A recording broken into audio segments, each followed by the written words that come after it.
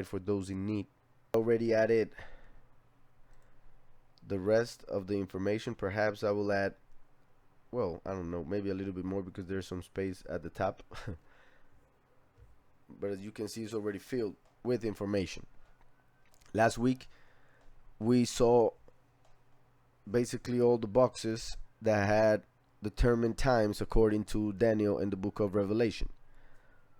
The 1,335 days of Daniel 12:12, the 2,300 days of Daniel 8:14, the 1,290 days of Daniel 12:11, the 42 months of Revelation 11:2, 42 months of Revelation 13:5, the time and times and half a time of Daniel 7:25, time and times and half a time of Daniel 12:7, and the time and times and half a time of Revelation 12:14, as the 1,260 days of Revelation 11:3, and that of Revelation 12:6. So those are all the verses that we read last week.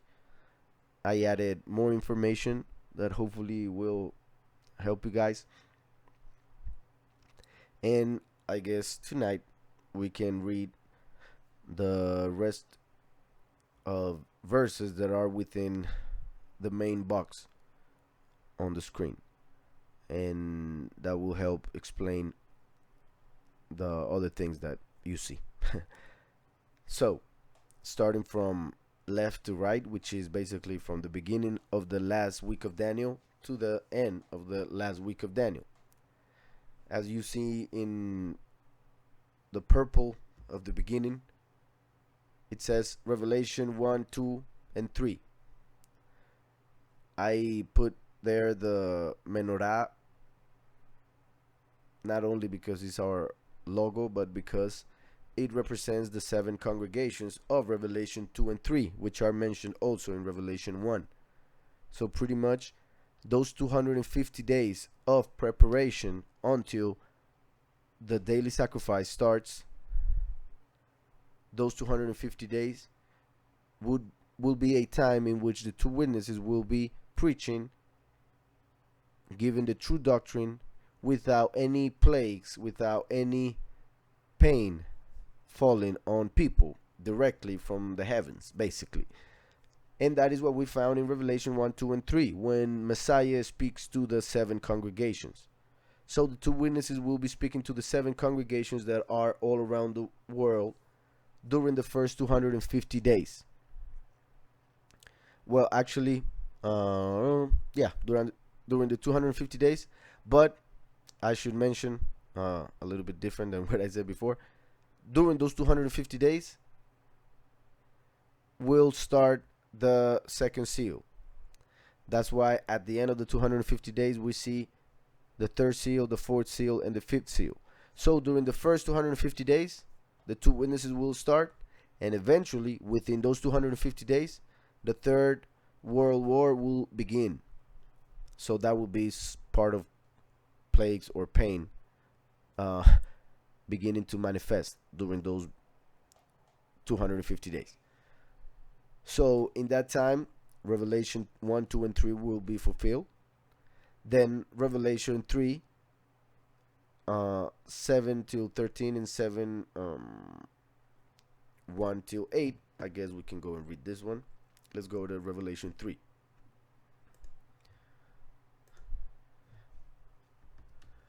In the book of Revelation, chapter 3, verse 7, we read about the congregation of Philadelphia, which is the congregation of brotherly love. The congregation that actually fulfills the Torah according to the truth, according to love. That is, by loving Yahweh with all their heart, their mind, and their soul, and loving their neighbor as themselves, which is the way to fulfill the Torah, to fulfill the law. So Philadelphia represents the congregation that actually does what Yahweh told them to do, keeps the name of the Father and the name of the Son, which is the word of Yahweh, according to Revelation 19:13. And by doing so is the only congregation that will be saved from the Great Tribulation, that will be taken to the set apart place during the second Exodus, and be nourished for time and times and half a time, as we see in Revelation 12, the last 3.5 years. So from verse 7 till 13, we read, "And to the angel of the congregation in Philadelphia write, these things says he who is set apart, he who is true, he who has the key of David, he who opens and no one shuts, and shuts and no one opens."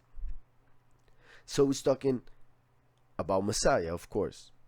He who is set apart, who is true, who has the key of David.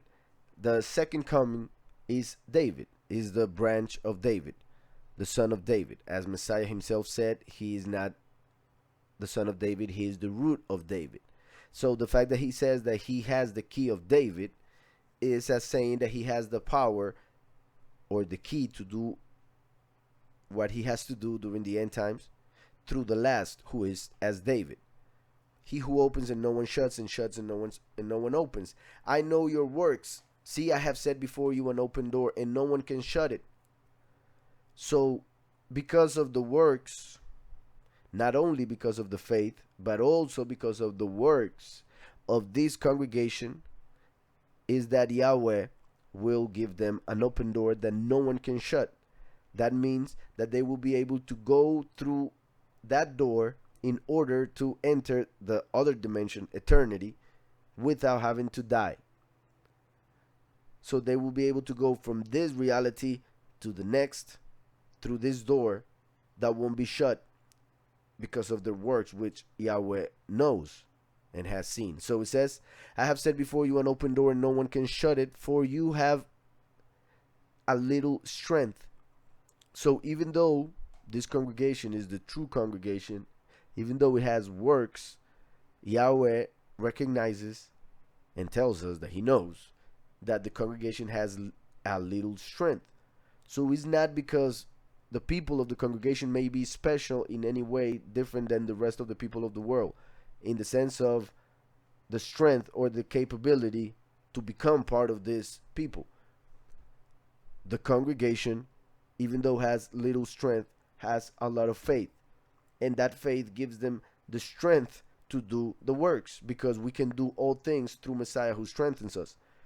So it says, for you have a little strength, have kept my word, meaning the name of the Son, Yahushua, Revelation 19:13, and have not denied my name, meaning the name Yahweh. That's why in Revelation 14:1 we see that the chosen few have the name of the Father and the Son on their foreheads, meaning their minds, because they have not denied his name and have kept his word, Yahushua. So it says, have kept my word and have not denied my name. Indeed, I will make those of the synagogue of Satan, I will make those of the synagogue of Satan, who say they are Jews and are not, but lie, like nowadays.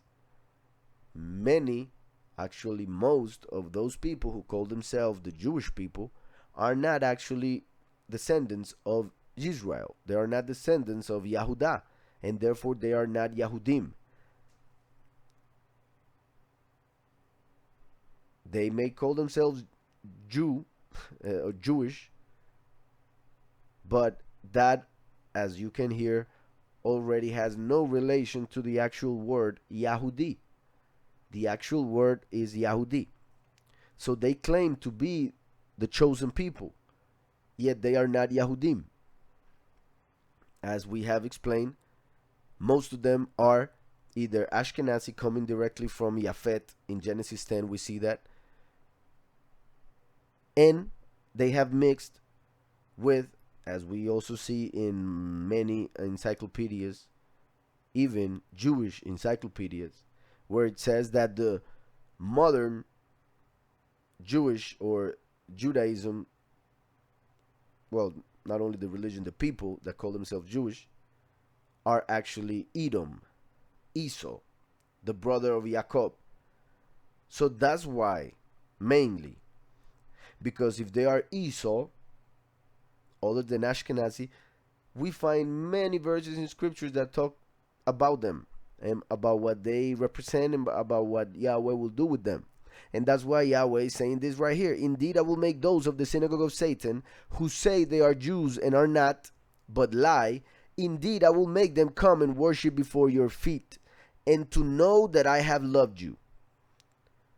So even though even Christians kind of worship the Jewish people and help them, and they actually, I understand they take verses of scriptures and they interpret it as if they should relate to those people who call themselves Jewish. So they see verses in scripture like the fact that we must bless Israel, and they end up blessing those people who call themselves Israel even though they are not. So that is the problem. Because of ignorance of the truth, Christians have been supporting the synagogue of Satan, not knowing that they are supporting fake Yahudim who call themselves Jews.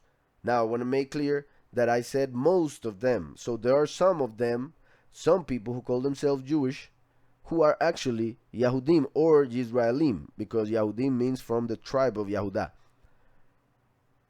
And those few Yahudim within the Jewish people, those people will realize the true doctrine, will follow the two witnesses, and will enter. Because Paul said it, that the true Yahudim, the true Yisraelim, will finally realize that Messiah is Yahushua and will be able to enter during the end times. However, the fact that most of the Jewish people are not descendants of the Yahudi, or Israel,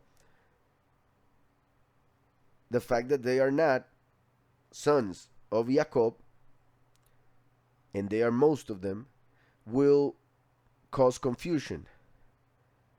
Because many Christians, because of the wrong doctrine, are expecting the Jewish people to finally believe at the end in the Messiah that they preach, which they won't, because they are not the true Yahudim. I hope that is clear. So that's why Yahweh has to say this here. Indeed, I will make those of the synagogue of Satan who say they are Jews and are not, but lie. Indeed, I will make them come and worship before your feet, and to know that I have loved you. So since they hate us, and they have control of this world, and they hate us because they know the truth about who the real Israelim are, so that's why they have kept us down in third world countries and all of that, or calling us minorities in whatever first world country we may be at. So since they have hated us and have taken control of this world as the chosen people, as they say, of God, then when reality strikes, when the true kingdom is set on this world, Yahweh will force them to recognize who the true chosen people are, and to recognize who are those whom he loved.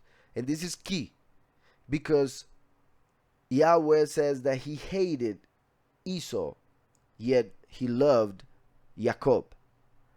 So Yahweh chose Jacob because of his soul, of course, because of his works. And Esau he hated for the same reason, because he was evil. So right here he's saying, and to know that I have loved you, meaning, and to know that you are Jacob, whom I love. I hope that's clear. The fact that Yahweh is saying here to the chosen people that he will make the fake Yahudim, who call themselves Jewish, come and fall before the feet of the chosen few, and recognize that Yahweh loves us. Yahweh will do that because Yahweh said, I love Jacob and hate Esau. But Esau took the place of Jacob in this world. So now Yahweh will have to reveal the truth regarding the true Jacob, and the fact that they are the ones that Yahweh loved, not the fake Israel, which are actually Esau, whom he hated. I hope I'm not confusing anybody. It's just the word love is key here because of the things that Yahweh has said previously regarding Esau and Jacob. And I'm actually going to look for that verse.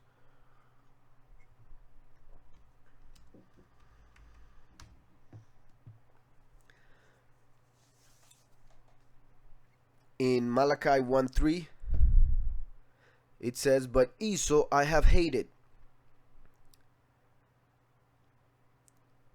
Just a second. Verse 2, Malachi 1. Well, I'm going to read verse 2 and 3. "I have loved you." It is interesting that it's Malachi, because in Malachi, not only Malachi means the Malach of Yahweh, Malach Yahu, which represents the second coming, but Malachi prophesied in the very short book that he wrote the first and second coming in a very clear way, so much so that many people would quote this book in order to talk about, for instance, Eliyahu having to come back. So Malachi 1, 2, and 3 says, "I have loved you," says Yahweh. He's talking to Israel. "I have loved you," says Yahweh. "Yet you say, in what way have you loved us?" People are not able to see it. Many people complain about the tribulation that they have gone through in life and think that that is because Yahweh doesn't love them. However, it is written that the fact that we are punished is because he loves us. If we were not to be punished, it's because he doesn't love us, because a father who doesn't punish his children doesn't love them. Because the fact of correcting the children to the point of even punishing will correct the children in a way that when he grows up, he will be a just person. And therefore, Jacob, Israel, has gone through tribulation in this reality because we have been growing in order to become what Yahweh wants from us for eternity. And that's why we are at the end of times, and everything is being fulfilled and everything is being understood, because we finally have reached the time in which Yahweh wanted the congregation, his people, to blossom. So it says, "Yet you say, in what way have you loved us? Was not Esau Jacob's brother?" says Yahweh. "Yet Jacob I have loved, but Esau I have hated, and laid waste his mountains and his heritage for the jackals of the wilderness." So Yahweh said it clearly. He hated Esau and everybody that came from him, in the sense of the spiritual ways of Esau. So anybody, even if he is not a descendant genetically of Esau, Edom, if he acts the same way as Esau, he is as his descendant, just like whoever believes in Messiah is a descendant of Abraham. Esau was a descendant of Abraham. So there are many people who claim to believe in Messiah, but however they are following a different Messiah, the false Messiah, or are not following a Messiah at all, as the Jewish people. So Romans 9:13 quotes that verse from Malachi, and it says, "As it is written, Jacob I have loved, but Esau I have hated." So that is why Messiah is talking to Philadelphia and telling them that he will make the fake Yahudim come and bow down and recognize who is the true Jacob, who is the true Israel, whom Yahweh has loved, as he said it through Malachi and Paul. So it says, "Who say they are Jews and are not, but lie. Indeed, I will make them come and worship before your feet, and to know that I have loved you, because you have kept my command to persevere." Messiah told us that he who perseveres till the end will be saved, right after saying that we will be hated for his name's sake. So he says, you will be hated by everyone for my name's sake, because of following the name Yahushua. You will be hated by everyone, but he who perseveres till the end will be saved. So here Yahweh is telling us, you have kept my command to persevere. And what is the command then? To persevere in his name, even if we are hated. And that seems very simple, but it's the way it is, because Yahweh wanted to make it simple for people to enter his kingdom. That's why he only made one way. And still people complain and say that no, there has to be more ways to enter. Why is it so hard for people to really just go after or through the way that Yahweh made? They just want to make their own way. They just want to make their own path, which obviously will lead to hell. So, because you have kept my command to persevere. And there's a comment here. The word literally, instead of command to persevere, it says the word of my patience, as some other translations say it. The word of my patience. It is written that Yahweh is patient because he's waiting for people who are in sin to repent, so that he can give them justification and salvation if they go for it. So he is patient to save. The name Yahushua means Yahweh saves. So he's being patient. Who? Yahweh. To do what? To save. So the word, one word of his patience, is the name of the Son, Yahushua. Yahweh saves.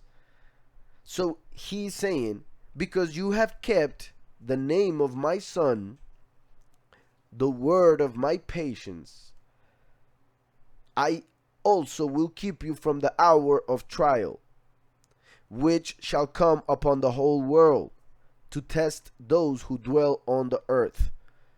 So that's why the congregation of the chosen few will be taken to the prepared place without having to die, because they have kept the name of the Son, and therefore they receive salvation, which comes through the name of the Son, as it is written throughout all scriptures. Romans 10:10, because with the heart one believes for justification, but with the mouth one confesses for salvation. 1 Peter 1:5 says that salvation was to be manifested during the end times. So salvation is for the end. For those who persevere in the name of the Son till the end will be saved, so that they don't die and instead will be transformed in the blink of an eye. So it says, my command to persevere, or the word of my patience, I also will keep you from the hour of trial which shall come upon the whole world, to test those who dwell on the earth. Behold, I am coming quickly. Quickly, meaning, imagine if 2,000 years ago he said that he was coming. Imagine now how close the manifestation is, because in the heaven, one day is as 1,000 years. So basically he was thinking of 2 days. He was thinking of, I will go to earth in after 2 days. So that's why it's quickly. But when it comes to humanity, those 2 days have become 2,000 years. And that's why many people think that Yahweh is not being patient, instead that he doesn't exist, or that he won't do anything of the things that he said that he would do.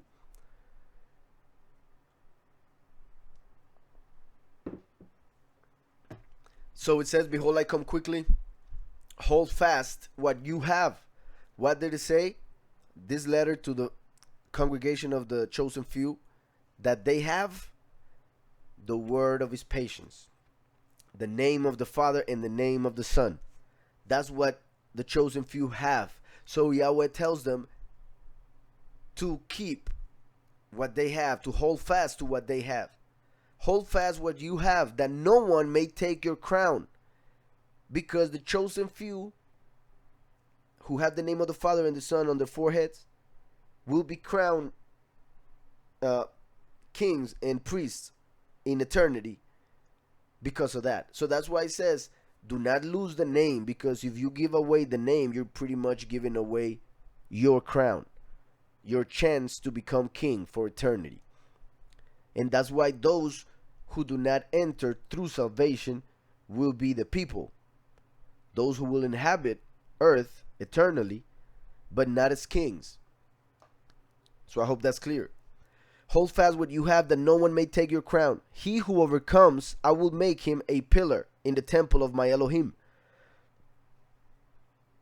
He who overcomes is talking about one person, singular, which then becomes plural, because he who overcomes is actually the malach of this congregation, the malach of Yahweh, Mikael. And he is the one who comes to overcome, as we see prophesied in Numbers 24, that from Jacob one would come who would overcome. One would come who would have dominion. The same word in Hebrew, however, it is translated in different ways depending on the chapter that you were reading. So in Daniel we see that Mikael is the malach that Yahweh will send, the great prince, the prince of the covenant, the prince that is going to protect the chosen people, as seen in Daniel 12:1.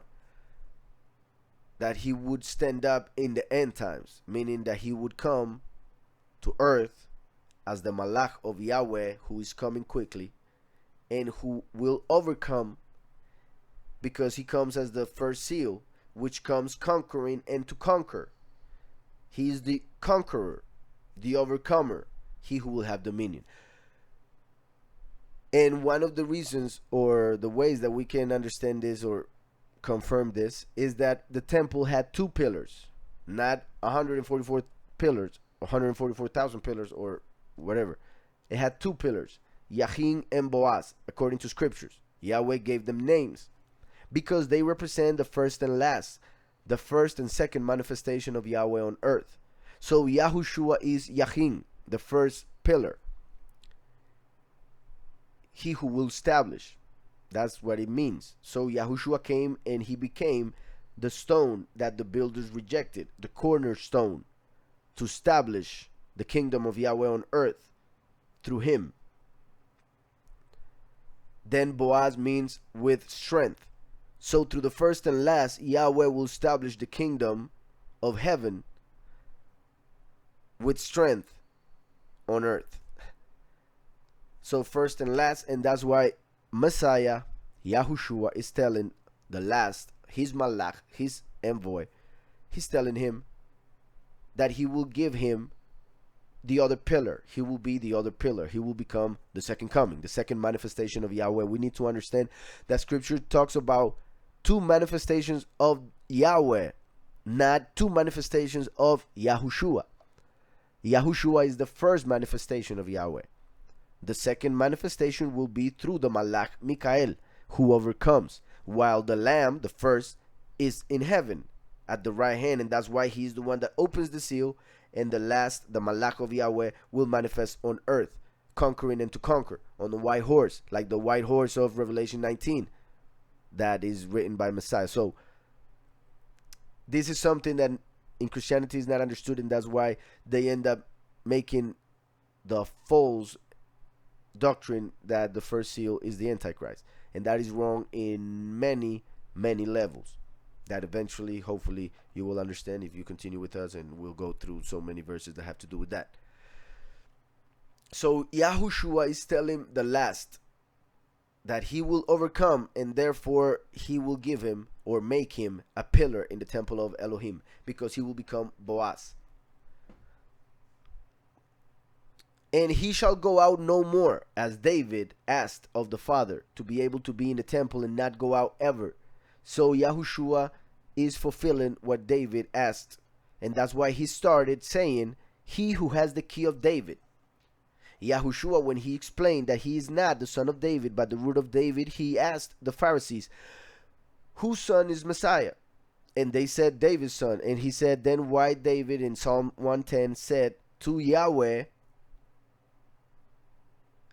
basically prophesied, Yahweh said to my sovereign, sit at my right hand until I set your enemies for your footstool, or as thy footstool. So that means that Yahushua, when he went up and sat at the right hand of the Father, that was the first manifestation, and Yahweh, through David in Psalm 110, promised that he would come back, but through a different body, a different manifestation, while the first manifestation is in heaven as the intercessor, as the Kohen Gadol, and his enemies, the enemies of Yahushua, will be sent to earth, because earth is Yahweh's footstool. Yahushua is at the right hand of the Father, meaning in heaven, because heaven is his throne. So Yahushua said that he is the root of David, because he would go to the right hand of the Father, and then Yahweh the Father would come down again in a different manifestation to bring down Lucifer and the third of the angels that fell down with him of the favor of Yahweh, now literally to earth. This is key, because this is what we are seeing here. He who overcomes will make him a pillar in the temple of my Elohim, and he shall go out no more. I will write on him the name of my Elohim, Yahweh. Now, like I was saying, this is singular, but since the Malach who overcomes is the Malach of this congregation, he will be the head of the congregation. Messiah, his spirit, is the soul of the congregation, and the body are the 144,000. The blood will be the many who will have to go through the great tribulation and give their blood, because they are the grapes of Revelation 14. So even though it says he who overcomes in singular, is talking about the leader, the good shepherd, that as Messiah called himself, the door and the good shepherd, meaning the first and the last in John 10. So the good shepherd is the head, he who overcomes. The body is the congregation, the 144,000. So since he who overcomes will become a pillar, that means that the 144,000 will be part of that pillar. I hope that's clear. So even though there was only one other pillar, it represents the whole congregation of the chosen few, as Messiah also gave his blood for the many. So one could see also the two pillars, Yachin and Boaz, as the many and the few, as Yisrael and Yehudah, or vice versa. Either way, because first and last are as two sides of one coin.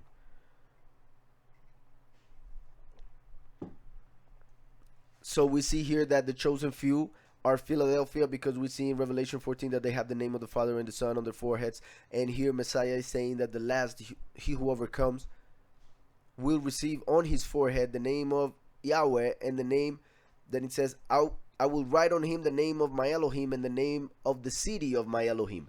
In the book of Jeremiah, we see that the name that will be given to the New Jerusalem will be Yahweh Sidkenu. Then we see that Yahweh promises that the second manifestation will be called Yahweh Sidkenu. So it is interesting, because David was the king of Jerusalem, which was called the city of David. So the name of David was the name of the city. In the same way, the second coming, who is David, will be given a name which will be the same name of the city, the New Jerusalem. Just as Messiah comes as the groom to marry his bride, the congregation of the chosen few, during the wedding of the Lamb, the marriage of the Lamb in Revelation 19. Then after the millennium, after the 1,000 years, the Shabbat of Yahweh, the last will marry the New Jerusalem that comes down as a bride dressed for her groom, as we see also at the end of the book of Revelation. So it says, he who overcomes, I will make him a pillar in the temple of my Elohim, and he shall go out no more. I will write on him the name of my Elohim and the name of the city of my Elohim, the New Jerusalem, which comes down out of heaven from my Elohim. And I will write on him my new name. This is important. And I will write on him my new name. So this is the only part in the whole letters to the congregations where Messiah says that he has a new name, that he will have a new name during the end times. That doesn't mean Yahushua, even though for many people is new, because Yahushua is the name that was given to him before the foundation of the earth. And then he received it when he entered creation. So that name is not new, even though for many people it is. Yahushua, what he's saying here is that during the second manifestation of Yahweh, he will receive a different name. And that is the name that Messiah will write on the forehead of that man. So we see that the name of the New Jerusalem is actually his new name, That's why the second coming will receive the same name as the New Jerusalem. So it says, I will write on him the name of my Elohim, Yahweh, and the name of the city of my Elohim, the New Jerusalem, which is called Yahweh Sitkenu, according to Jeremiah, which comes down out of heaven from my Elohim, and I will write on him my new name. There are other translations where we can see that the name of the New Jerusalem and his new name is the same. He who has an ear, let him hear what the Spirit says to the congregations. So,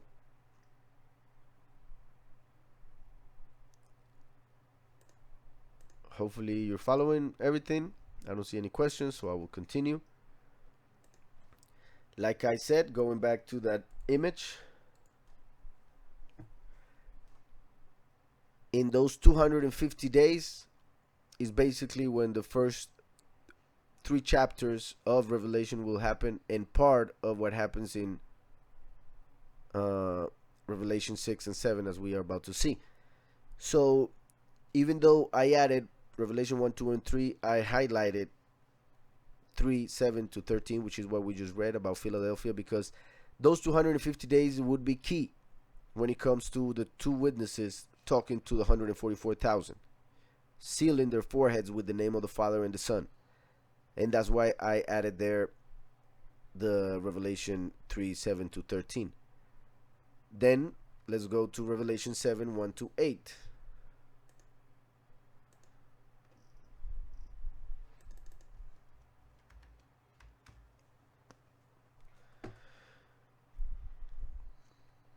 In Revelation 7, 1 to 8 is the part when the chosen few of Philadelphia, the congregation that we just read,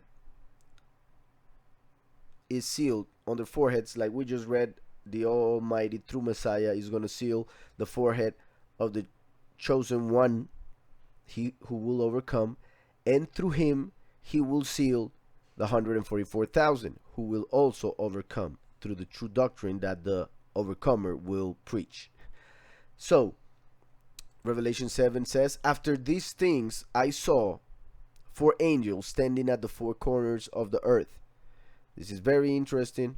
I have already drawn, well, I made an image, digital image of the earth and how the sun and the moon work, and how the 4 seasons work according to the true calendar, and a bunch of other things, and how the 4 corners are the 4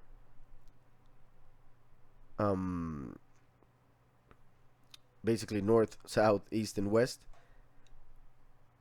but literal 4 corners. So I already made that image, and eventually I will upload a video regarding the explanation of it. The point is that it says at the 4 corners of the earth, and a sphere doesn't have corners, and that was the whole point of it. Holding the 4 winds of the earth. There are 4 winds. One that comes from the north, which is where evil comes from. One that comes from the east, which is where desolation, heat comes from. One that comes from the south, which is where the blessing comes from. And the other one from the west, which would be pretty much the opposite of that of the east. Then I saw another angel ascending from the east. I jumped part of the first verse. So it said, after these things I saw 4 angels standing at the 4 corners of the earth, holding the 4 winds of the earth, that the wind should not blow on the earth. The spirit, wind and spirit in Hebrew are the same word, ruach. So that the ruach should not blow on the earth, on the sea, or on any tree. Earth, sea, and trees. The sea represents the nations, because they are land under water, salty water which cannot be drank, and therefore represents death. So those who have not believed in Messiah are under death, basically. The sea, the nations. Then the earth is above the waters, but hasn't given fruit. Those are the many. The many who believe in the testimony, they believe in the Son of the Most High, who died and resurrected after 3 days by the power of the Almighty. but they do not worship him. They do not worship Yahweh through his name or the name of the Son. Sometimes they have the name of the Father, as we see in the letters of Revelation 2 and 3, but they don't have the name of the Son, which is the key of David that he mentioned in Revelation 3. So, then I saw another angel, and I'm sorry, the trees would be the 144,000 who give fruit. And for that, let's go to Hebrews 13:15 for a second. In Hebrews 13, verse 15, there's a great verse. It says, therefore, by him, or through him, Messiah, let us continually offer the sacrifice of praise to Yahweh. That is, the fruit of our lips. The fruit of our lips. So when we give fruit from our lips, we become trees. Before confessing the name of the Son, we are simply earth, land, soil. We need to receive the word of Yahweh, which is the name of the Son according to Revelation 19:13, and according to the parables that Messiah himself said, the word of Yahweh is the seed that needs to be planted in our heart, which is basically the earth, the soil. So it says, therefore, by him let us continually offer the sacrifice of praise to Yahweh, that is, the fruit of our lips, giving thanks to his name. Actually, there are, you see this translation, it bothers me, because it says giving thanks to his name. However, it has a letter right next to giving, and then you go down to the comment connected to that letter, and it says confessing. So it's not giving thanks, which obviously is part of everything that we do by fulfilling his will, praying to him and everything. That should be obvious, that we give thanks to him. But the actual word that is found here, which they decided to translate as giving thanks, is confessing. So the verse should say, therefore by him let us continually offer the sacrifice of praise to Yahweh, that is the fruit of our lips, confessing his name. So we need to confess his name, the name of Yahushua, in order to give fruit and therefore be part of the trees instead of the earth or the sea, the believers or the nations. So when we go back to Revelation 7, it says, then I saw another angel ascending from the east, having the seal of the living Elohim. Another angel, like Michael, having the seal of the living Elohim, the name of the Father and the Son. And he cried with a loud voice. Also, the fact that he has the seal of the living Elohim means that he is the king, because the seal is a ring that a king would have that represented the authority to make a law and many other things. So then I saw another angel, that is Michael, who is coming to become the king, the great king, Melech Gadol, ascending from the east, having the seal of the living Elohim. And he cried with a loud voice to the four angels to whom it was granted to harm the earth and the sea, saying, do not harm the earth, the sea, or the trees. So the angel adds the trees, even though the four angels only have authority to destroy the earth and the sea, which means they don't have authority to destroy the trees. But since the trees haven't been sealed on their foreheads, the angel that will seal their foreheads tells the other angels not to touch anything until the trees are already sealed, until the chosen few have been picked and given a sign, so that the angels that will destroy the earth and the sea won't touch the trees, which are the chosen few, Philadelphia.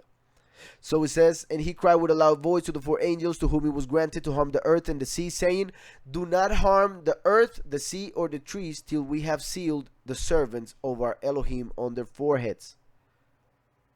On their foreheads, meaning their minds.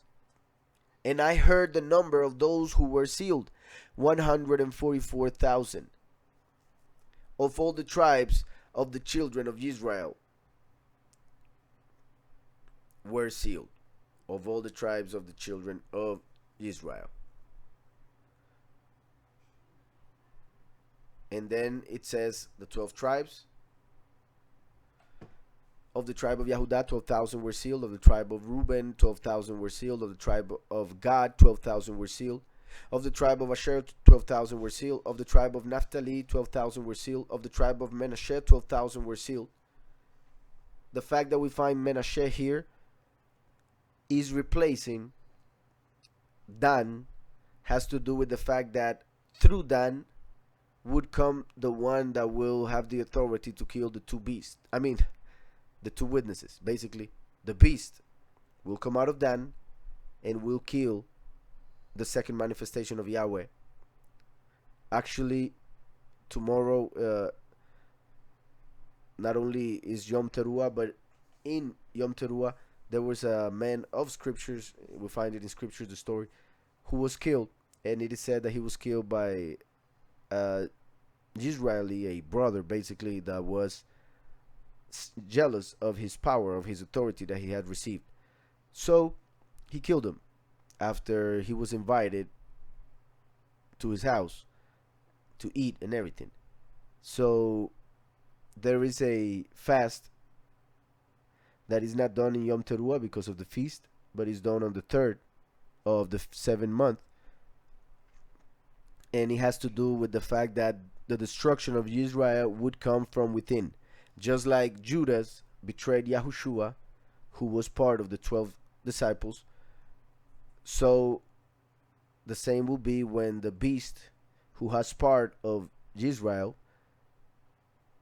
through Dan, will kill the two witnesses, will order the death of the two witnesses. So, that's why Dan is taken out of the 12 tribes. That doesn't mean that if anybody is from the tribe of Dan is out. No. It means that Dan only can enter the kingdom through the many, through testimony. Or if anybody is genetically from the tribe of Dan, if he comes to Messiah, he receives one of these 12 tribes as if they were on a specific place or job that 12,000 people will have for eternity. They will all be kings, the 144,000, but they will have different jobs or places within the kingdom, separated by the tribes. So Dan is not mentioned. Instead, Menashe is mentioned, one of the sons of Yosef, whom Jacob adopted. Then it says, of the tribe of Shimeon, 12,000 were sealed. Of the tribe of Levi, 12,000 were sealed. Of the tribe of Yisachar, 12,000 were sealed. Of the tribe of Zebulon, 12,000 were sealed. Of the tribe of Yosef, 12,000 were sealed. It mentions Yosef, not Ephraim, brother of Menashe, because from Yosef would come the last. So he's giving honor to the leader, to the last. And not only that, Ephraim represents the many. So since these 144,000 are the few, the name Ephraim is not mentioned. Instead, the name Joseph. Also, if we get the names of the tribes, the meanings of them, we connect the meanings and we get a message also, which I have done in other studies. I won't do it right now because we still have a lot to go through. Of the tribe of Benjamin, 12,000 were sealed. So that is Revelation 7.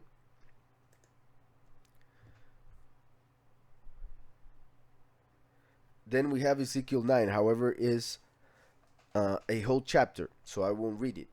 But if you want to read it at home, it would be great.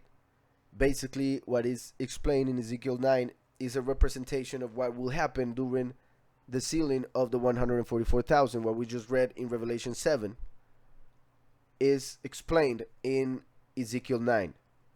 When he's told that there is a man with ink that will go through Israel, sealing on their foreheads with the letter Tav, with a sign on their foreheads, so that when the spirit of death comes to kill everybody, won't be able to touch them. Just like when the Israelim were in Egypt and they sacrificed a lamb, so when the spirit of death went through the Egyptians' houses, it would pass the Israelim without causing any harm.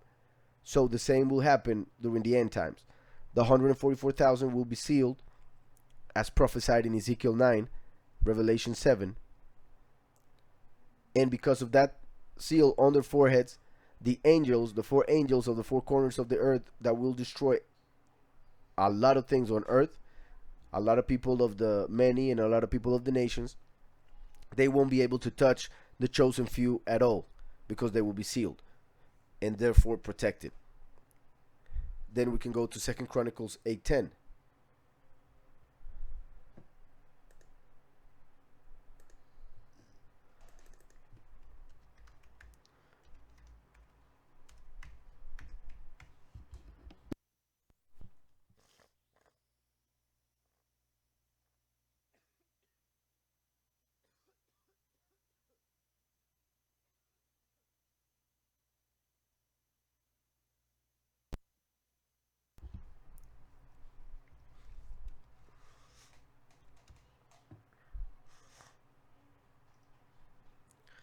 First of Chronicles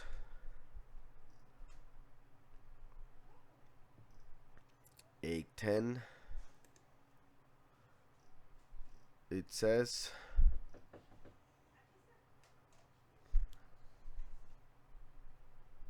hold on. Did I say First Chronicles? Oh, Second Chronicles 8:10. I'm sorry. Second Chronicles 8:10 says, and others were chiefs of the officials of King Shlomo, 250 who rule over the people. This is an amazing verse because it says exactly 250, which are exactly the days that we find before the daily sacrifice starts. 250 days from the beginning of the last week of Daniel, the last 7 years. So, how is this remarkable or important? Because we just read from Revelation 3 and Revelation 7 and mentioned Ezekiel 9, in which Yahweh promised the chosen few that they will be sealed during this time, the first 250 days, because then the daily sacrifice will start, in which the four angels of the four corners will kill a lot of people from the nations and the many who claim to believe, yet for one reason or another are within the apostasy. So 250 days to seal the main congregation, the true congregation, the leaders that will be next to the son of David, the leaders that will be next to the king, ruling as kings and priests. So we see 250 days right before the daily sacrifice. And in 2 Chronicles 8:10, we see that Shlomo made 250 people become leaders, chiefs of the officials. So it says, and others were chiefs of the officials of King Shlomo, the son of David, the Melech, who represents the great king. 250, like those 250 days right before the daily sacrifice, who ruled over the people. During those 250 days, the chosen few will be sealed on their foreheads, those who will rule over the people and will be leaders next to the son of David, who will bring peace, as it is the meaning of the name Shlomo. So it is a confirmation of these 250 days that are connected with the sealing of the 144,000, so that the four angels can begin destroying the earth and the sea. Hope that's clear. If you have any questions, please send them right now. I'll be back in a couple minutes. I'll be right back.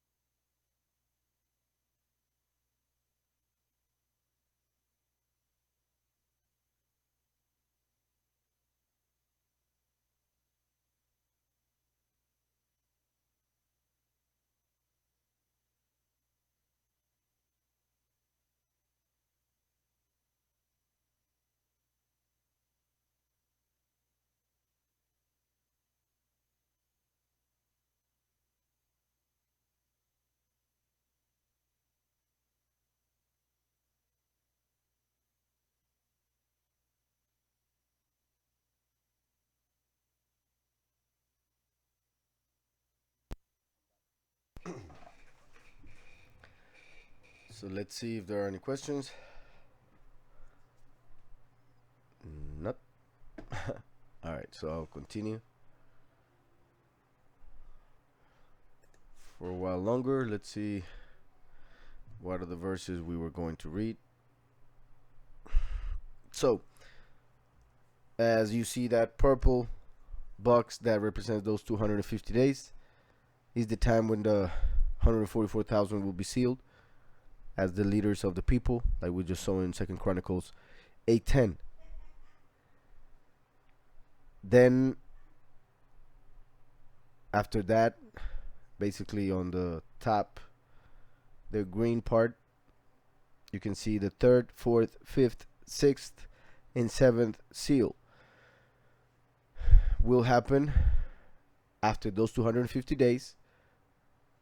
We'll begin the third, fourth, fifth, sixth, and seventh seal, and then that will give way to the 1,290 days of the abomination of desolation. So after the seventh seal is when the last plagues, the bowls of wrath, will begin, when the abomination of desolation will manifest on earth as if he were the Messiah, and people will receive him as such. During the seventh seal, as one could see in Revelation 6, 8, and 9, basically in Revelation 6 we see the seals. In Revelation 8 and 9 we see the trumpets. Everything that you see there will happen during that time, because just like the pains of a woman about to give birth, they become more frequent with time. So will the plagues at the end will be. So the third, fourth, fifth, sixth, and seventh seal will happen during those first 3.5 years, and then the 7 trumpets will happen within the 7th seal. So the 7th seal are the 7 trumpets. I hope that's clear, because it is very important to understand. There are people who just separate the seals, the trumpets, and then the plagues, while when we read scriptures we find that once the 7th seal is open, then the angels prepare to sound the 7 trumpets. Therefore, that means that the 7 trumpets happen during the 7th seal. So if we were to simplify the last 7 years in 3.5 and 3.5 years, the first 3.5 years will be the seals. The second 3.5 years will be the bowls of wrath. Within the 7th seal, the 7 trumpets will be manifesting. They will be heard during those times, well, in heaven, and will manifest something on earth, as we see in Revelation 8 and 9. Like I said, I'm not going to read them. I'm just giving you the notes, like you can see in the image, in case you want to read exactly everything that it says about them, because as you know, if I get to read Revelation 6 and then 8 and 9, that would take me several hours to explain everything. So if you wish, you can read them, and then next week, if you have any questions, you can ask them, of course. So that's what will happen after the 250 days. So the daily sacrifice will happen during all that time, which are 1,010 days. Then in the green part of the, well, how do I say it, where it says seals right next to 42 months, and right under seals it says third, fourth, and fifth. Then right next to the same box on the right, it says bowls of wrath, and it says fifth, sixth, and seventh. So basically this is thinking, of course, in a way that the bowls and the seals will happen in the same exact amount of time. Basically, the point is, let's say the first seal lasts 150 days, for instance. Then the second seal will last the same, and then the third seal will last the same. So this is basing the times on them happening on exact periods. And that's why I actually added a ruler basically right there. And that's why it says third, fourth, and fifth. Obviously, that could manifest quicker or slower depending on how Yahweh wishes. I just wanted to add it in a exact way. So, since the first 250 days, we see that the first and second seal will happen. Then, during the time that we see there, the third, fourth, and fifth seal will happen. The fifth seal is not anything bad according to Revelation 6. It's actually something good, so it's not a bad plague on the earth. It's when the martyrs will receive a body, those who have been killed in the past for what they have preached of or believed. But because of the order in which everything is set up according to all the times and everything that I explained last week, it makes sense that the beast, the authority of the first beast, will be given to it starting on that fifth seal. Because the beast will be fighting a war for several months, even years, because he will start the war on the second seal. So by the fifth seal, he will receive authority as the king of the world. Perhaps he won't be called a king. Most likely he won't be called a king, but that's the authority that he will have. He will be the leader of the world, the new world order that the Illuminati has been setting up. So it is at that moment that he will receive authority, because the scripture tells us that it will be 42 months. And we read during the bowls of wrath that the authority will lose, that the beast will lose its authority during the fifth seal. During the fifth bowl of wrath. So, since the scripture tells us that during the fifth bowl of wrath, the kingdom of the beast will be destroyed, basically. His authority will be taken from him during the fifth bowl of wrath.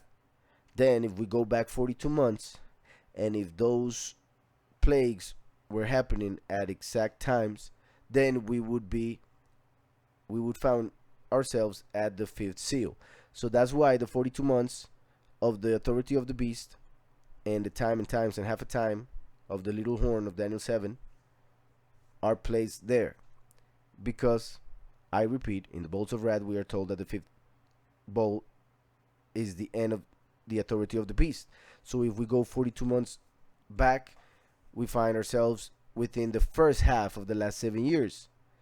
And that would mean that he would start his authority as the world leader during the fifth seal, even though he will be already fighting and basically in the view of the world starting from the second seal. So I hope that's clear. Other than that, I added the box, it's almost a square with 30 days that you see right above those 42 months and right next to the other 42 months that are mentioned in Revelation 11:2. Those 30 days will be the 30 days, the main 30 days of the Great Tribulation that will begin at the start of the second Exodus. The second Exodus, the chosen few will be going to the wilderness, as we see in Revelation 12, as we see in Mark 13, Luke 17, Matthew 24. Messiah told the chosen few to go to the wilderness when they see the abomination of desolation manifest on earth. So, as you see, the abomination of desolation will manifest when the light green box starts, with 1,290 days. So once the abomination of desolation manifests on earth, right after the death of the two witnesses, as you can see right at the bottom, right when the beast of the 42 months kills the two witnesses of the 1,260 days of the bottom, then the 1,290 days of the abomination of desolation will start when it manifests on earth as Messiah, and everybody will accept him. So when people accept him, many Christians will realize their mistake, that they were taught a false doctrine and they were being led to accept the false Messiah. So once they realize their error in their doctrine after the resurrection of the two witnesses, it will be too late for them to be saved and be transformed as the chosen few. So they will be like for instance, like the Lot's wife, for instance, who will be justified after death. So 30 days that start during the second Exodus, that start right after the abomination of desolation manifests on earth. And why do we know that it's exactly 30 days? Because we find it in Hosea 5:7. Hosea 5:7 says, they have dealt treacherously with Yahweh. They have dealt treacherously with Yahweh, for they have begotten pagan children. They have begotten pagan children. This is very interesting. It is amazing because the main pagan religion started in Babel with Tammuz, Nimrod, and Semiramis, who then became Horus, Osiris, and Isis for the Egyptians, and many other names for the rest of the nations. And nowadays they are being worshipped through the names Jehovah, God, or well, Jehovah, Jesus, and Mary. Those are not the real names of the Almighty, his Son, and his earthly mother. The name of the Father Almighty is Yahweh, the name of the Son is Yahushua, and the name of his earthly mother was Miriam. Therefore, the three entities that Christianity is praising are actually pagan entities. And that's why when Christians were born within the apostasy, they were being raised by parents who were following pagan doctrines, and therefore they were raised as pagan children, even though they are Jisraelim, as I have explained many times before, that many Christians are actually descendants of Israel, yet they don't know it because they have been raised as pagan children. So it says they have dealt treacherously with Yahweh, for they have begotten pagan children. Now a month shall devour them. Now a month shall devour them and their heritage. So they will be destroyed in a month. And like I explained, in the true calendar, all months have 30 days. However, in the false calendar of the Jewish people, one month has 30, the next has 29, the next has 30, the next has 29. So that verse wouldn't be completely clear, as if one wouldn't know if it would be 29 or 30 days that would last. However, in the true calendar, one knows that it is exactly 30 days. So the chosen few will go to the wilderness, to the prepared place, to be nourished for times and times and half a time, as we see in Revelation 12:14. And when they are transformed, as we see in Luke 17, the abomination of desolation will come to the houses of the people to make them get the mark of the beast. That's when Christians who had been expecting the rapture will realize that they were following a false doctrine, and they will be taken as they were preaching that they would. One is taken and one is left. The disciples asked Messiah, where are they taken? And Messiah tells them, where you see the vultures, there is where the dead body will be. So Messiah responds to the disciples was that they will be killed. So those who are taken, as we found in Luke 17, Mark 13, and Matthew 24, those who are taken to die. Because those who are saved are the ones who left before the army of the abomination of desolation would come to the houses to force them to get the mark of the beast. So those 30 days, that block right there of 30 days, is the main great tribulation in which the many will die because they have followed the apostasy, a pagan doctrine. So they will have to die in 30 days as the grapes that are in the, well, they have to go through the wrath, through the wine press.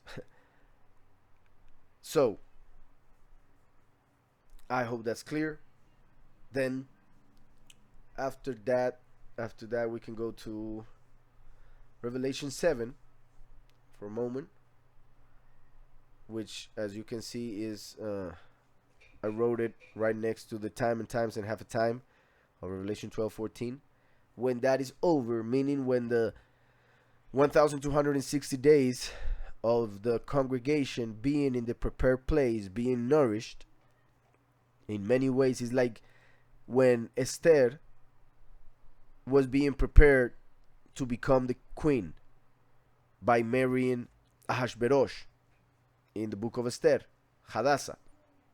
So the same way as she was hidden for 6 months, the chosen few will be hidden for 3 years and 6 months, being nourished, being prepared for the wedding of the Lamb, the marriage of the marriage supper of the Lamb.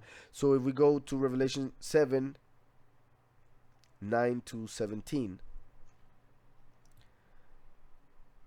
basically connecting it to the other block or the other box that has 30 days on it. Revelation 7, and it says from verse 9-17, which is the second part of what we read earlier. And it says, after these things I looked, and behold, a great multitude. Those are the many. Those are the ones who have to go through the great tribulation. And after dying, they will resurrect, they will receive a new body in order to go to the wedding of the Lamb as those who are invited. So the many who died during those 30 days will now be prepared and given the right clothing to go to the marriage supper of the Lamb as the invitees. So Revelation 7:9-17 speaks of those who will be invited to the wedding of the Lamb, but not, of course, as the bride, because the bride are the chosen few. So it says, after these things I looked, and behold, a great multitude which no one could number, of all nations, tribes, and peoples, and tongues, standing before the throne and before the Lamb, clothed with white robes. The throne is the second coming. The Lamb is the first coming. The Lamb, through his spirit, is within the last, as a king that sits on the throne. His spirit will sit on the last, so that he can rule from earth. So that's why the many will come to the throne, standing before the throne and before the Lamb, as if he was saying, standing before the last and the first, clothed with white robes. The clothes of the chosen few are fine linen. The bride will dress in fine linen, but those who are invited are dressed in white robes. So they were clothed in with white robes, with palm branches in their hands, and crying out with a loud voice, saying, "Salvation belongs to our Elohim." Finally, once they went through death,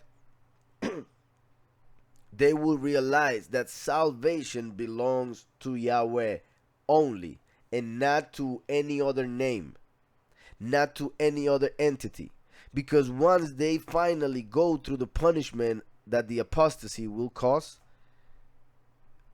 they will understand what salvation actually was and is at this moment. So, salvation belongs to our Elohim, who sits on the throne, and to the Lamb.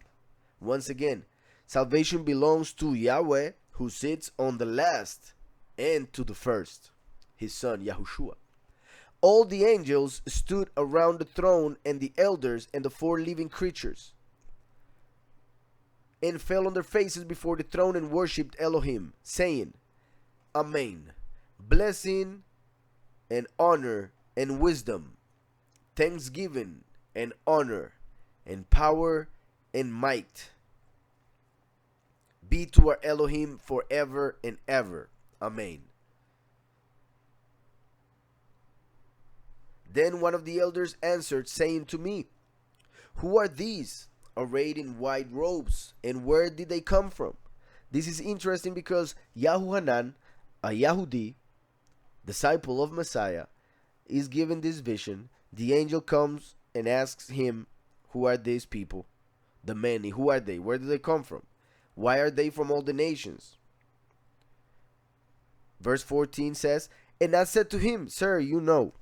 Meaning he didn't know. So he was asking to know. So he said to me, These are the ones who come out of the great tribulation. The great tribulation, according to Hosea 5:7, will last 30 days.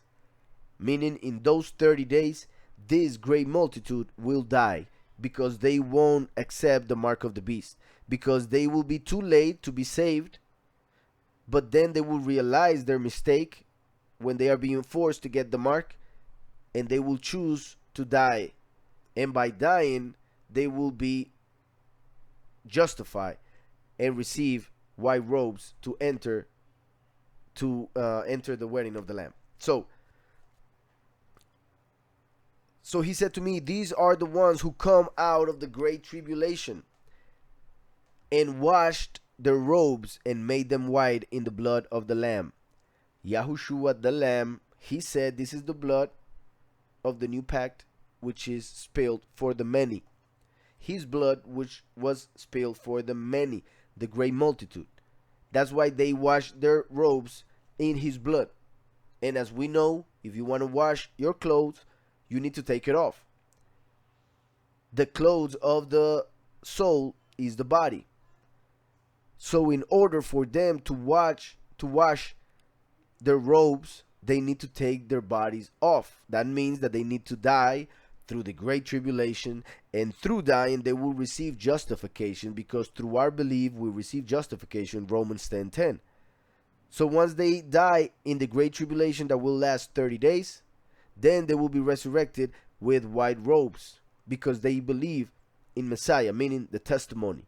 Therefore, verse 15, therefore they are before the throne of Yahweh. They are before the throne, the last, and serve him day and night in his temple. They are not the temple, like Yahweh promised the chosen few of Philadelphia. They would be part of the temple. They will never come out, like the pillar, like one stone each, because Yahushua is the cornerstone. Each person that will be sealed with the name of the Father and the Son is another stone that will be built on top of Messiah and on top of the apostles. However, the many, the great multitude, they are not stones in the temple. They are not part of the temple. They are not part of the body of Yahushua. That's why they are not the bride. Yet they serve within the temple, because they are the blood. They are the grapes of Revelation 14. They are the blood, so they will serve within the temple as the blood serves within the body to give life, to keep it going. So that's why it says, therefore they are before the throne of Yahweh and serve him day and night in his temple. And he who sits on the throne, meaning Yahweh, will dwell among them through the throne, who is the last, the image of the Father. They shall neither hunger any more, nor thirst any more.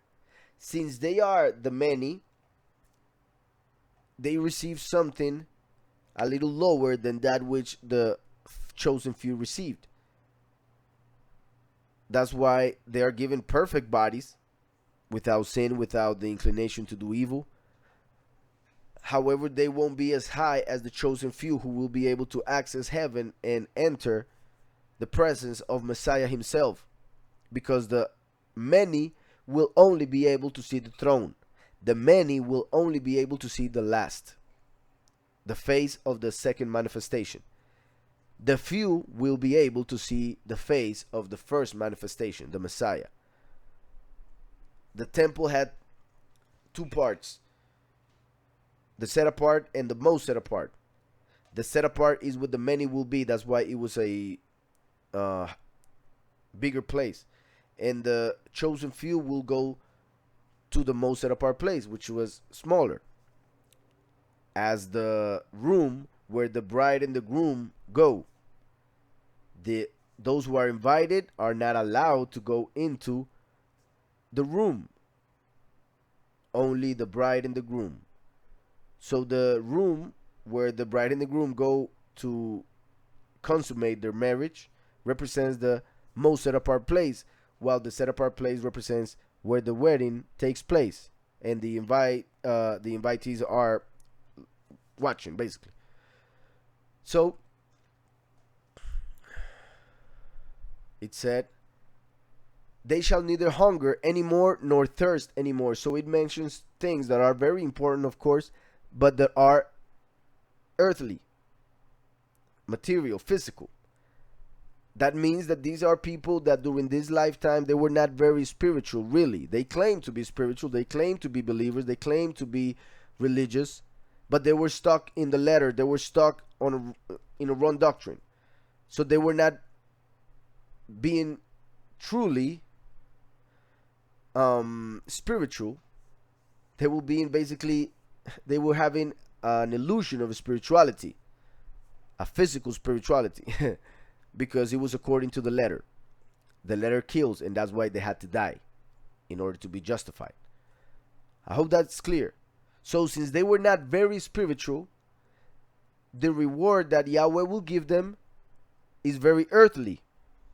Talking about they won't be hungry anymore, they won't be thirsty anymore, they won't be hot anymore nor cold anymore. It says, the sun shall not strike them, nor any heat, for the Lamb who is in the midst of the throne, that which they will see, the throne, the Lamb who is in the midst of the throne will shepherd them, because the throne is the good shepherd, and lead them to live in fountains of water, which is the spirit that Yahushua gives through the last. And Yahweh will wipe away every tear from their eyes, because they went through the great tribulation. So Yahweh will wipe their tears, and they won't cry anymore, ever. So those people will receive their robes in order to enter the marriage supper of the Lamb. So now let's go to Revelation 19, 9 and 10, which is basically after the daily sacrifice has ended, the abomination of desolation has been taken out, and the giving of the set apart place and the host to be trampled underfoot has been done with. It's over. Right after that, Yahweh will bring the congregation of the chosen few, who he has been preparing for this moment, with the invitees to the marriage of the Lamb, and will unite with the chosen few through Messiah once and for all, forever. Eternally. So Revelation 19, 9 and 10 says,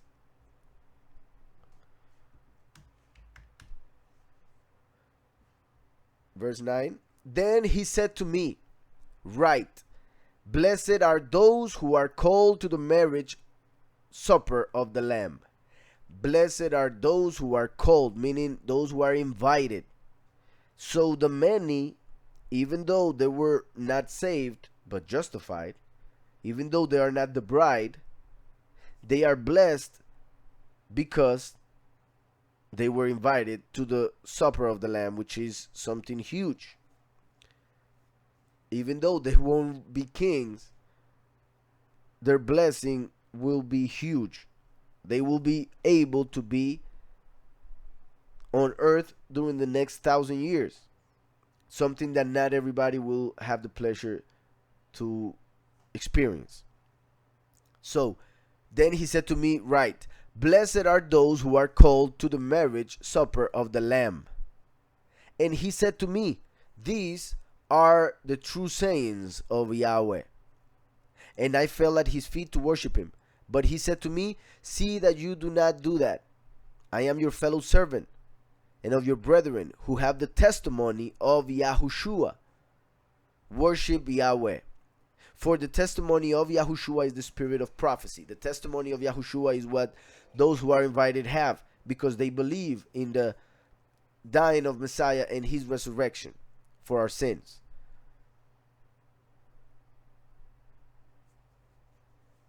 So, back to the image. Revelation 19, 9 and 10. That was the supper.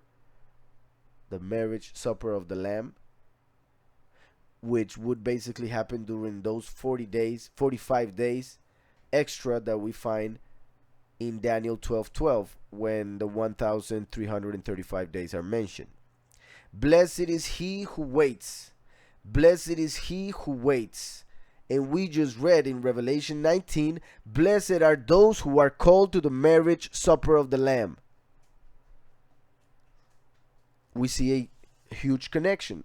Blessed are those who are invited to the marriage, and those who will be able to last until that moment, from the nations in that case, because they will be able to enter the next 1,000 years in which Lucifer, Satan, won't have any power over this land, over this world, and therefore it will be basically a paradise for 1,000 years.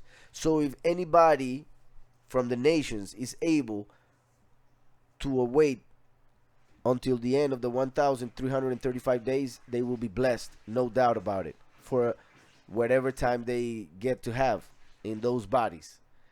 But when it comes to the many who will die during the Great Tribulation, they will be given robes to enter and be blessed also during that time. As it says at the end, the many invited are in white robes. The few who are the bride are dressed in fine linen. We see that in scriptures, Revelation.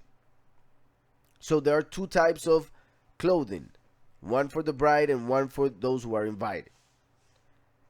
That is important because the clothing is their bodies. So if they have different clothing, means that they have different bodies. The bodies of the chosen few will be greater than the bodies of the many. The bodies of the chosen few will be like the angels. Right now, the bodies of the many will be like the bodies of humans, without the inclination to do evil, without the bad things of the flesh, without hunger, basically without the digestive system and the reproductive system, which are basically parts of what the animals have that Yahweh added to humans, because we would enter this reality that it would so low. However, he would give us also parts of the Malakim, the angels, which were to stand upright and to have intelligence or reasoning above that of the animals. And then we have the 75 days, because if we add the 30 days after the times and half a time and the 45 days, we have 75 days. 75 days. And to find a couple relations to, or well, a couple connections to this time of 75 days, let's go to Genesis 25, 7 and 8. Genesis 25, 7 and 8. It says, "This is the sum of the years of Abraham's life, which he lived, 175 years." 100. The number 100 represents completion, perfection, because it's 10 by 10. And 10 represents celestial perfection. So 100 means that Abraham reached the time of perfection, and therefore that's why he had his son Yitzhak and the covenant with the father at that time. So it says that he lived 175 years. So 100 and then an extra 75.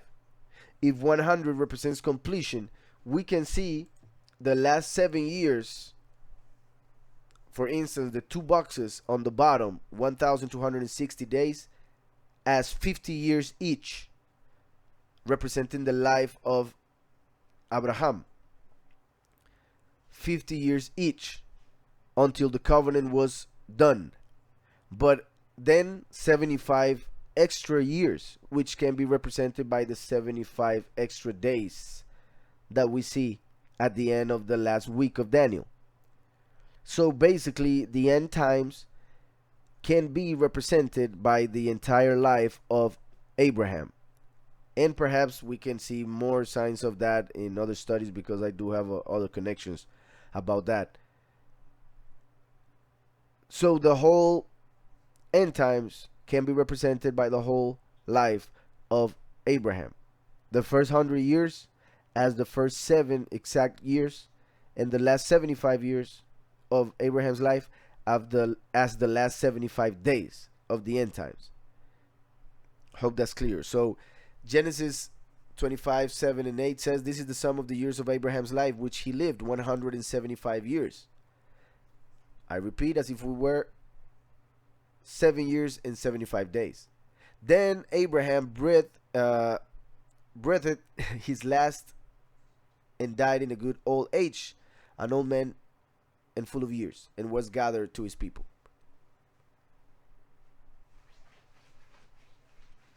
Then we have under it the book of Esther 9:16. Esther 9:16.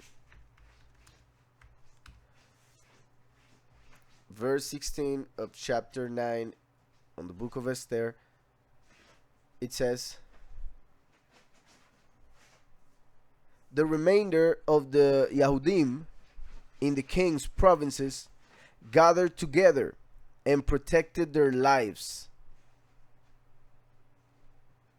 The remainder of the Yahudim in the king's provinces gathered together and protected their lives, had rest from their enemies, and killed 75,000 of their enemies, and killed 75,000 of their enemies.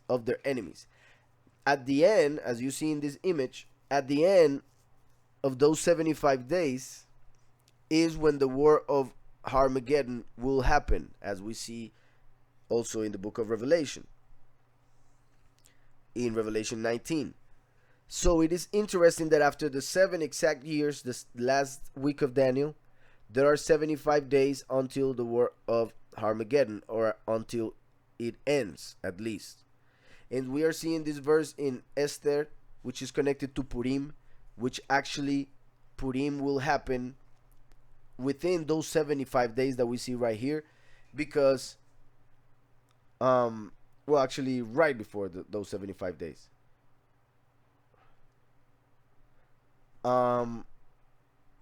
So Purim, remember that Purim is connected to Yom Kippur. Yom Kippur is the day when the two witnesses will die. So that will bring everything that you see starting from the half of the 7 years. So Purim represents what will happen during the war of Armageddon, when the chosen few will destroy the nations who wanted to destroy them.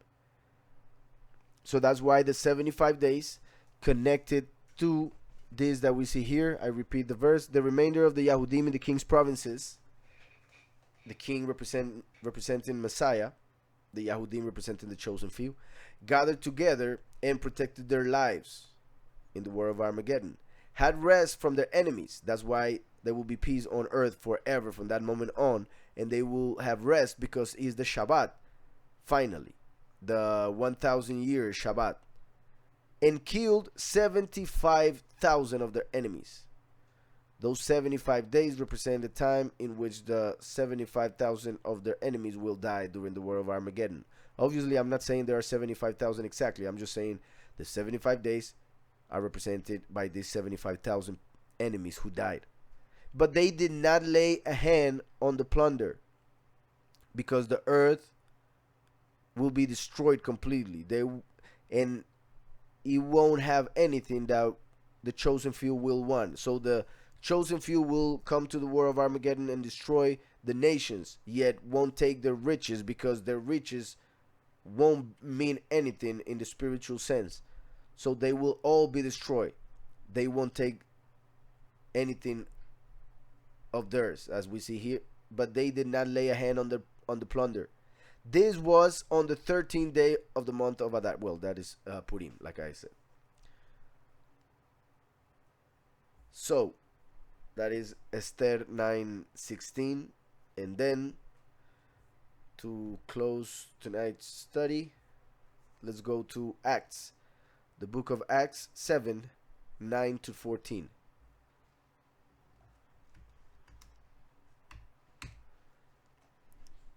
Acts 7 from verse 9, it says, "And the patriarchs, becoming envious, sold Joseph into Egypt." Just like, and this is very important, so I will explain a little bit. The patriarchs, meaning the 11 tribes, well, basically 10, because Benjamin wasn't with them when this happened. So the patriarchs represent the people that were in Israel when Messiah was killed. So they represent the Israelim who rejected Messiah. Benjamin, who wasn't there when they sold Joseph, Benjamin represents, for instance, the Sephardim, who were not in Israel when Messiah appeared. So they were not they were not there to reject him. Just like Benjamin was not there to sell Joseph. So this is very important, because the fact that the patriarchs sold Joseph into Egypt is actually what happened with Messiah. Since Judas sold Messiah to the Pharisees, so the Pharisees would kill him, by the Israelim